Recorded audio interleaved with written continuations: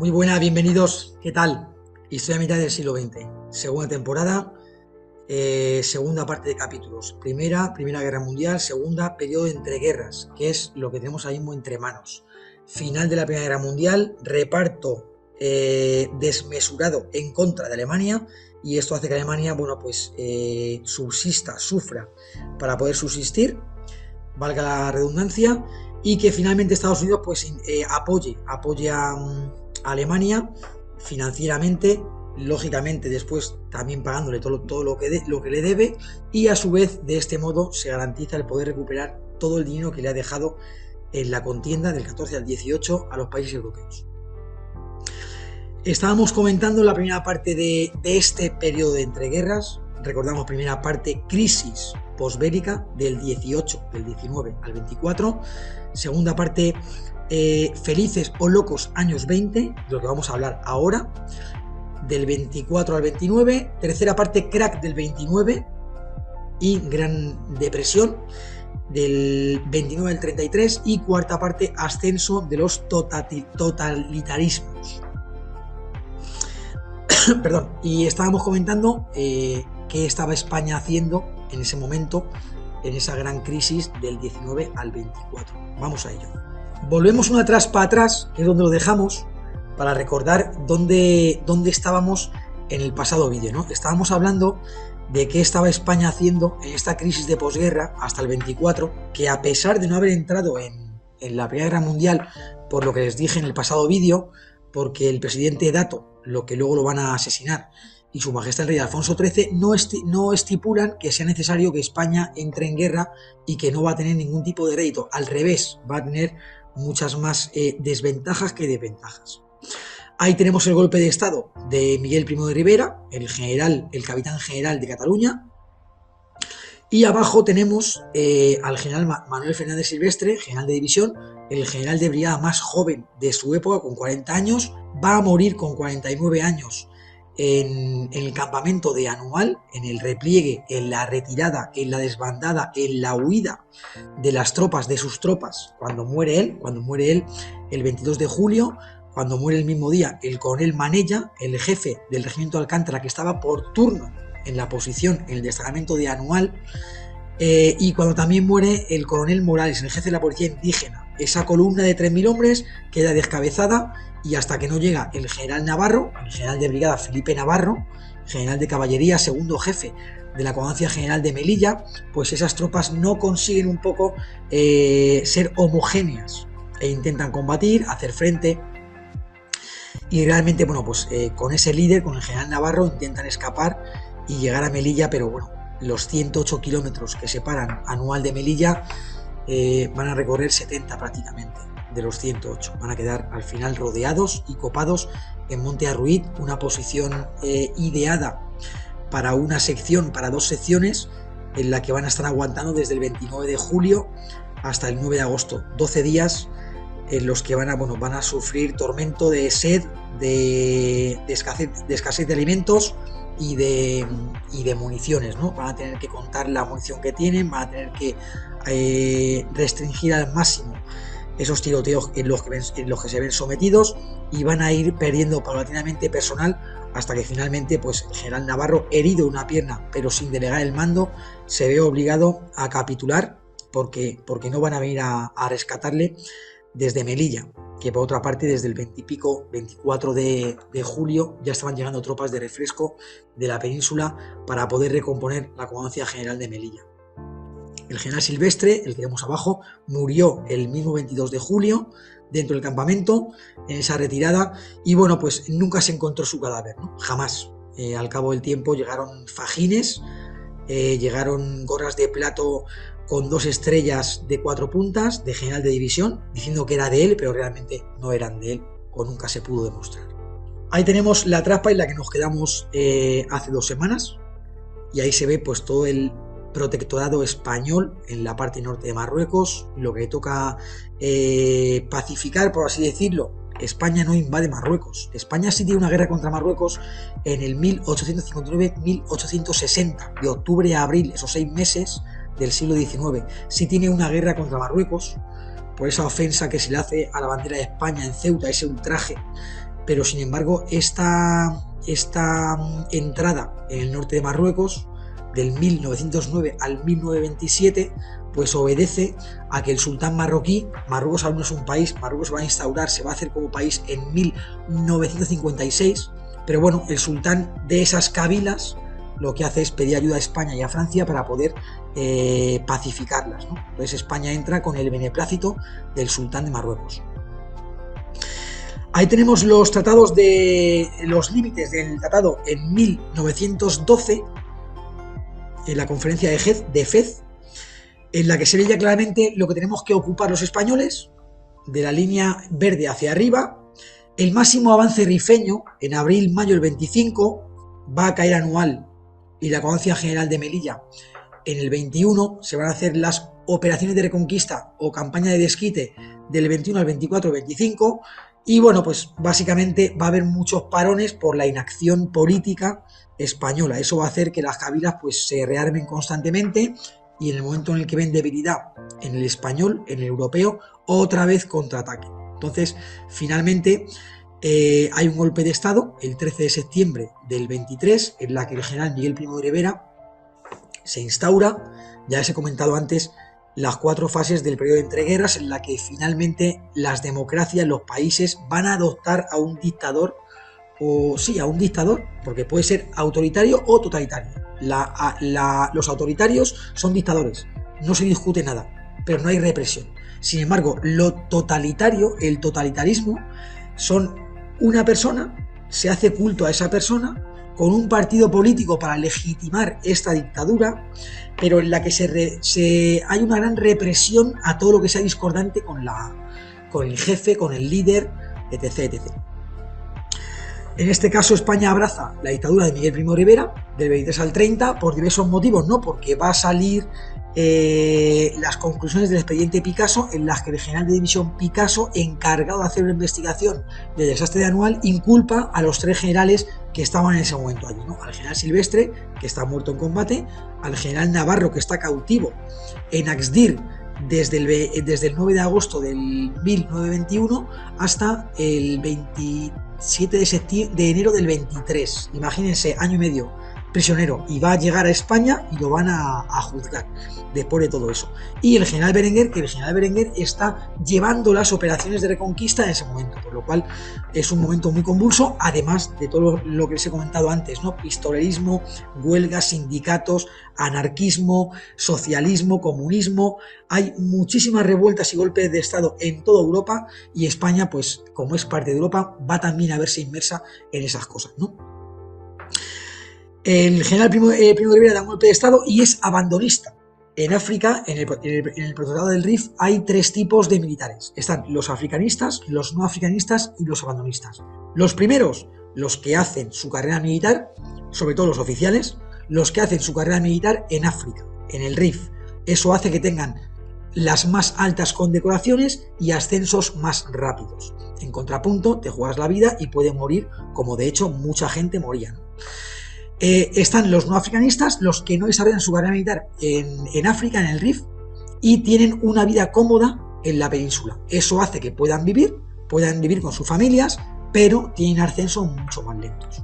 El mejor ejemplo está en que un capitán africanista puede estar en el empleo 1 año y un capitán no africanista puede estar en el empleo hasta 20 años. Entonces se crea una gran macroencefalia en el ejército, en las clases altas del ejército, y eso hace pues que cueste mucho más ascender. Hay una gran lucha entre ambos bandos, africanistas y no africanistas, y esto hace que se cree las juntas de defensa nacional. Esta junta de defensa lo que hacen es tirar por tierra esos ascensos meteóricos y esas condecoraciones a los africanistas. También pues van a poner otras trampas, como que no va a llegar todo lo que tiene que llegar de material, de dinero, de víveres a África, y eso hace que el ejército sea menos efectivo. Y luego hay una tercera parte, que son los abandonistas. El general Miguel Primo de Rivera, a pesar de haber estado en África en alguno de sus empleos, era abandonista. Abogaba por dejar la zona del Rif, porque decía que en España la gente se moría de hambre y había muchísimo analfabetismo, que debíamos invertir ese dinero en nuestro país. Cuando llega al poder se da cuenta de que no puede abandonar esa zona porque son convenios a los que ha llegado en el 1906 y en el 1912 Algeciras y Fez, y no puede dejar tirado pues al concierto internacional. ¿Qué es lo que hace? Replegar todas las posiciones de interior hacia la costa, hacia el litoral. Y bueno, pues la línea que ven ahí amarilla es la línea Estella. La línea Estella es debida a que el general Miguel Primo de Rivera era el marqués de Estella. Dentro de este repliegue también se produce la retirada de Echagüe, exageradamente sangrienta, y menos mal que las tropas de la Legión lo hicieron muy bien, porque pudo ser hasta mucho peor. Aquí también tenemos nuestro pequeño desastre de Anual, en el que mueren muchísimos españoles, pero el régimen, la dictadura, lo tapa. Y también tenemos la zona internacional de Tánger, una zona que no controla nadie, ni España, ni Gran Bretaña, ni Francia, y por ahí va a entrar muchísimo armamento de contrabando que nos va a fastidiar a nosotros en la zona nuestra de operación, ¿no? Antes no lo hemos comentado, el límite máximo rifeño es hasta lo máximo que llega ante el Krim con su república, la República del Rif, que de república no tiene nada, y por cierto no hay ningún país que la reconozca, por lo cual, bueno, pues dura desde el desastre de Anual del 21 hasta el 25, el momento en el que Abdelkrim decide atacar a las tropas francesas. En 2 meses, en el 25, en la batalla de Ouarga, del río Ouarga, caen 3/4 partes de las posiciones francesas. ¿Por qué no se da tanta repercusión a esta batalla, a este desastre de Anual francés? Pues porque Francia viene de combatir en la Primera Guerra Mundial con bajas diarias de miles de combatientes y no les sorprende para nada. Y porque además de esto, lo que tienen en sus posiciones son sudaneses, senegaleses, todo tipo de militares que no tienen nada que ver con el autóctono francés. Seguimos con la crisis de la posguerra. ¿Cómo está Estados Unidos? Al que vemos ahí pues exultante en un meeting, pues Woodrow Wilson, el presidente de Estados Unidos, no consigue convencer al Congreso de la idea de la Sociedad de Naciones inventada por él. No se adhieren a tal organización y Estados Unidos se aísla de las tendencias y problemas del viejo continente. Exporta todo tipo de productos a la Europa devastada, como es normal. Ellos tienen intacta su economía, su industria, sus fábricas. Cobra los préstamos de guerra a los países vencedores y ayuda a salir de la pobreza a Alemania, como se dijo en un principio, con esos préstamos a bajo interés. Hay una sociedad nueva creada por ellos, por Estados Unidos, la sociedad consumista. Financiación, préstamos y créditos. La clase media comienza a vivir por encima de sus posibilidades. Todo el mundo invierte en bolsa sin tener ni idea, y todo el mundo y el mundo financiero. Ahí tenemos en la foto de arriba al presidente Wilson, que no va a sobrevivir a este crack del 29, luego vendrá Franklin Delano Roosevelt, ese presidente que va a estar en el gobierno durante 4 mandatos, elegido en el 32, en el 36, en el 40 y en el 44, y muerto en el 45, ya de mayor, de viejo. Es el único presidente que está más de 8 años. Este no, sino Roosevelt. Y abajo tenemos pues una cadena de montaje, esa que inventó Ford, la marca de coches Ford, con Henry Ford a la cabeza, en la famosa línea de montaje, de ensamblaje de los vehículos, que se va a extrapolar en todas las fábricas. Estados Unidos es la gran responsable de la recuperación mundial. Exporta su modelo consumista a todo el mundo. La clase media es cada vez mayor y es la que consume desmedidamente gracias a la línea de créditos de los bancos inversores. Todo el mundo invierte en bolsa, tenga idea o no. Grandes réditos en tan poco tiempo. Y esto hace un efecto llamada a gente que no sabe, pero que su vecino se está forrando y él está haciendo lo mismo, pidiendo préstamos para invertir en bolsa. Nadie entiende ni sabe, pero todos invierten y piden préstamos. Se crea una burbuja desmesurada. El mundo en general quiere pasar página de lo vivido hace unos años. Estados Unidos se ve beneficiada por la exportación masiva de productos a Europa, que no tiene industria para poder fabricar estos, debido a la autodestrucción de los países más importantes del viejo continente, que ya nunca más se van a recuperar. Producción en cadena, costes baratos, impulso de los electrodomésticos, el teléfono y automóviles, y para que el mundo pueda disfrutar de estos, se inventa el pago a plazos, la financiación. Y Henry Ford, inventa la cadena de montaje y otras empresas e industrias la secundan. Bueno, pasamos a los felices años 20. Estados Unidos, la propaganda y la publicidad para poder llegar a los hogares y las familias se acrecenta. La cultura se va también a exportar a Europa. En la música se impondrá el jazz y en el cine, con voz desde 1927, se va a imponer el western, que es un género solamente de Estados Unidos que no tiene nada que ver con Europa, pero que Europa va a adoptar como suya, va a consumir ese género, el género del western. Son las películas del oeste. Hollywood, fundada años antes, en 1910, alcanza su esplendor como industria cinematográfica. Y bueno, y también en esta época pues van a comenzar con la construcción de rascacielos. Ahí tenemos la foto de arriba, pues todo tipo de coches, porque ahora ya se pueden construir con mucha más rapidez por la cadena de montaje que hemos hablado antes, y todo el mundo quiere uno, y además los bancos, las financieras van a darle financiación para poder tener esos coches todo el mundo. Y abajo tenemos pues el jazz, ¿no? Ahí tenemos la cultura americana exportándose a Europa, y Europa importando cultura americana. La cadena de montaje que les dije antes, y abajo Henry Ford con su famosa cadena de montaje. Y bueno, hay también pues un cartel en el que te dice que no hay otra vida como la vida americana, no hay otro camino como el camino americano. Los famosos, los locos, los felices años 20. ¿Qué pasa en Europa en los felices años 20? Pues Europa importa todo tipo de productos de Estados Unidos, puesto que su industria es inexistente. Francia continúa con su presión a Alemania y ocupa territorios fronterizos. Intenta imponer su modelo y declara y apoya repúblicas para secesionar aún más al Estado alemán. Como se dijo en un principio, no se va a conseguir y vamos a conseguir la repulsa y el odio al invasor. Gran Bretaña ha perdido su hegemonía en el mundo. Todos le pagan deudas a Estados Unidos. Italia y Japón, insatisfechas con el nuevo rol en el mundo, exigen, a pesar de haber sido las potencias vencedoras, exigen pues mejor reparto. Por ejemplo, a Italia le prometieron zonas, territorios en el norte de Italia y también pegado al Adriático. Se lo ofrecieron los países de la Entente para que pudiera cambiarse de bando y para que pudiera comerle terreno, por así decirlo, al imperio austrohúngaro, como así hizo, pero cuando la guerra va a acabar van a darse cuenta de que no pueden darle eso. Entonces Italia está resentida con este final de la Primera Guerra Mundial. Y Japón invade en el 1910 la península de Corea.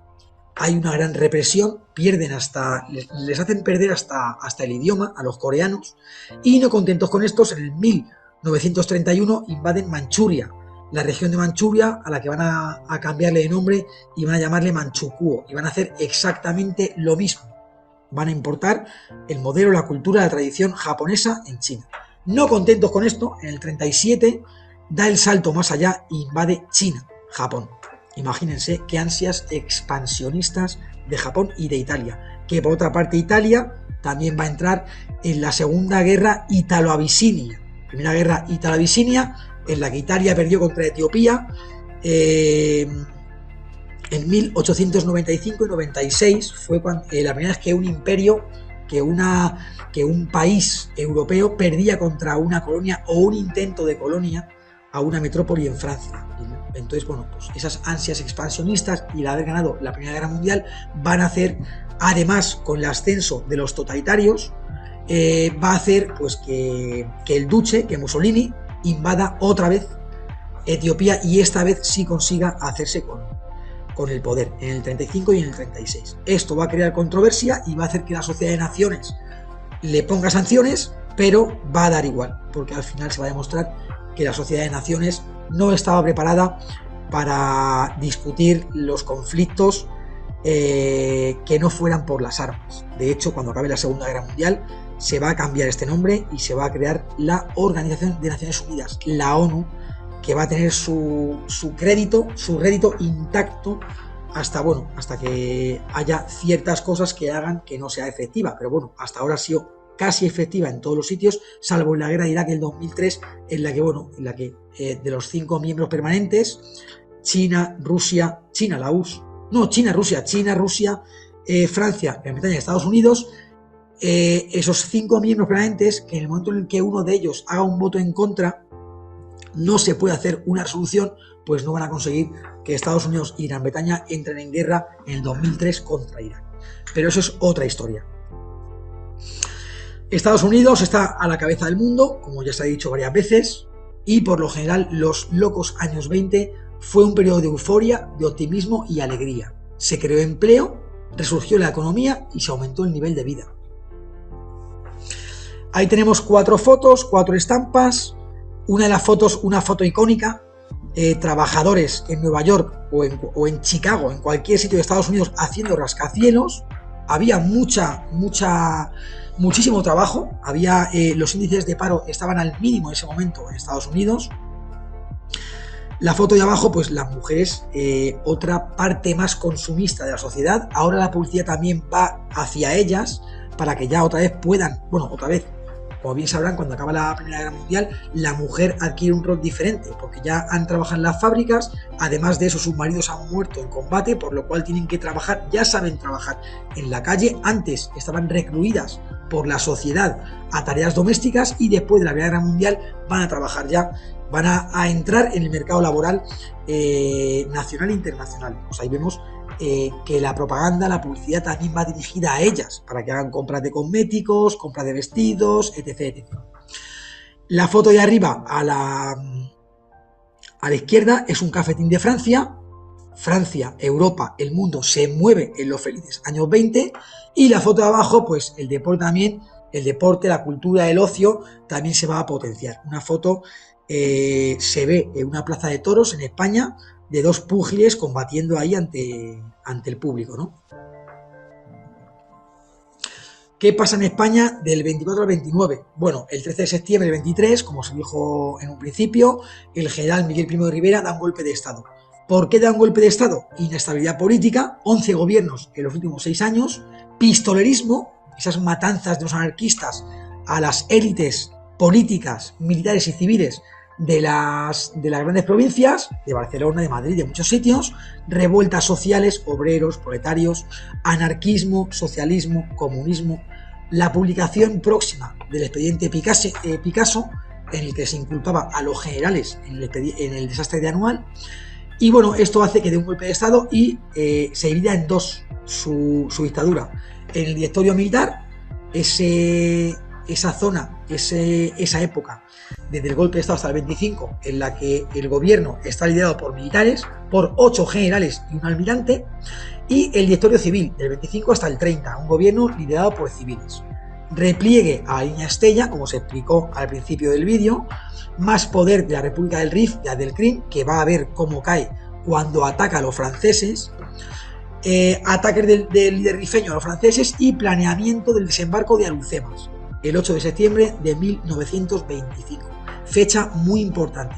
Se intenta en la Primera Guerra Mundial el desembarco en Galípoli y no se consigue. Los turcos consiguen repeler ese desembarco de los países de la Entente. Sin embargo, este desembarco, el del 8 de septiembre del 25, que lleva ya años preparándose y posponiéndose por los gobiernos de España, finalmente, en esa conjunción entre Primo de Rivera y el mariscal Pétain, se va a poder llevar a cabo, y es el primer desembarco anfibio terrestre que va a tener éxito en la historia bélica mundial. ¿De qué se van a fijar los estadounidenses?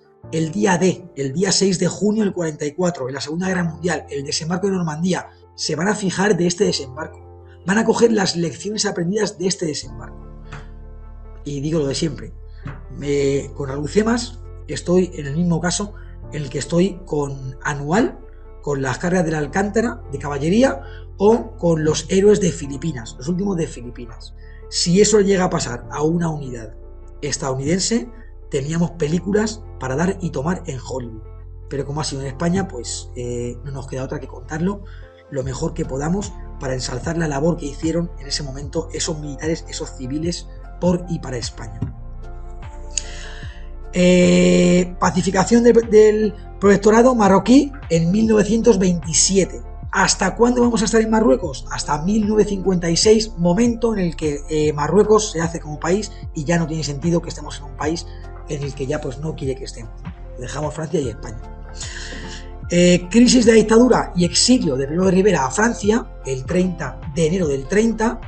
Ya está mayor, está cansado y está enemistado con los políticos. Va a presentar su renuncia a su majestad el rey. Este la va a aceptar y va a encargar el designio al general Dámaso Berenguer. Morirá 6 semanas después en Francia el general Miguel Primo de Rivera. Y Alfonso XIII le encarga el gobierno al general Dámaso Berenguer con la dicta blanda del 30 al 31. Después, cuando lleguen las elecciones municipales, no va a estar Berenguer en el poder. Estará en el poder el almirante Aznar. Pero bueno, va a ser irrefrenable esa mecha que se ha prendido durante el tiempo del golpe de estado de Primo de Rivera, en la que los políticos se enemistan con el rey y al final pues hacen que se instaure la Segunda República. Ahí tenemos el gobierno, el directorio militar con su majestad el rey Primo de Rivera y los 8 generales y el almirante. Y ahí tenemos a la derecha pues una foto de las barcazas de estos militares españoles que van a entrar en combate el día 8 de septiembre del 25 en las playas, en los acantilados de la Cebadilla y de alguna otra más, en la zona de los Beni Urriaguel, en Axdir. Y ahí tenemos una foto icónica del desembarco. Fíjense lo escarpado de las playas. El desembarco de Alhucemas el 8 de septiembre de 1925. Súper importante. Esta fecha es muy importante, pues ya les digo, se sabe muy poco de ello. Y bueno, fue un desembarco, fue una operación en la que, a pesar de que se ha vendido históricamente como que fue conjunta con Francia y España, realmente Francia aportó muy pocos efectivos y los que más se la jugaron fueron los españoles, con las primeras barcazas, las primeras oleadas, con todo. Pero bueno, salió bien, se siguió combatiendo durante varios meses y al final se pudo llegar, bueno, varias semanas, y al final se pudo llegar a Axdir y se pudo llegar a la capital de los Beni Urriaguel, se pudo llegar en octubre de ese año, un mes después. Bueno, y hasta aquí el vídeo de hoy, la tercera entrega del periodo de entreguerras. Bueno, pues hemos visto los felices años 20, del 24 al 29, y antes del crack del 29, que vamos a explicarlo dentro de 2 semanas. Dentro de una semana tendremos también la opción de que me hagan preguntas de este vídeo, los anteriores o de lo que ustedes quieran, y lógicamente pues yo responderé lo más rápidamente que pueda. Y por supuesto me echaré un café con todos ustedes, que serán vosotros, porque siempre les digo que aquí les usteo y en los directos les tureo. Muchísimas gracias, ha sido un placer. Lo de siempre, si os ha gustado o si no, darle a like, darle a compartir, hacer comentarios constructivos y nos vemos en el siguiente vídeo. Muchísimas gracias.